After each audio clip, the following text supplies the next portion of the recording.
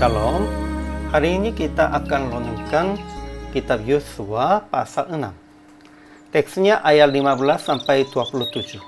Saya sudah bagi 4 paragraf. Paragraf yang pertama ayat 15 sampai 19. Pada hari yang ke-7, Yosua berkata, Lahab perempuan sundal itu akan tetap hidup. Ia dengan semua orang yang bersama-sama dengan dia dalam rumahnya itu. Dan jagalah dirimu terhadap barang-barang yang dikhususkan.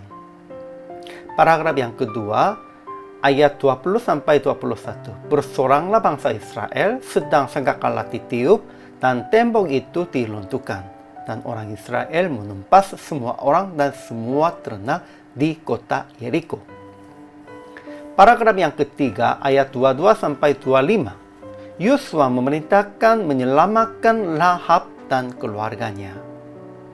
Paragraf yang keempat, ayat 26 sampai 27. Yosua berkata, terkutuklah di hadapan Tuhan orang yang bangkit untuk membangun kembali kota Yeriko ini. Kesimpulannya, pada hari yang ke-7 sebelum tembok diruntuhkan, Yosua berkata, Lahab perempuan sundal itu akan tetap hidup, ia dengan semua orang yang bersama-sama dengan dia dalam rumah itu. Dan juga berkata, jagalah dirimu terhadap barang-barang yang dikhususkan. Kemudian bangsa Israel mengelilingi kota 7 kali dengan cara yang sama, lalu bersoraklah bangsa itu. Sedang sangkakala ditiup dan tembok itu diruntuhkan. Mereka melakukan hanya sesuai dengan perintahnya dan berhasil. Setelah tembok diruntuhkan, Yosua memerintahkan menyelamatkan Lahab dan keluarganya. Kemudian Yosua berkata, terkutuklah di hadapan Tuhan orang yang bangkit untuk membangun kembali kota Yeriko ini. Ajaran tentang Allah. Pertama, tembok kota Yeriko diruntuh sesuai dengan janji Tuhan. Kedua, Tuhan serahkan semua orang, semua ternak di Yeriko kepada orang Israel. Ketiga, Tuhan menyertai Yosua dan terdengarlah kabar tentang dia di seluruh negeri itu. Ajaran bagi kita. Yosua memperhatikan akan menyelamatkan Lahab dan sekeluarganya sebab dia menolong pengintai-pengintai Israel. Kedua, Yosua berkata kepada orang Israel, jagalah dirimu terhadap barang-barang yang dikhususkan.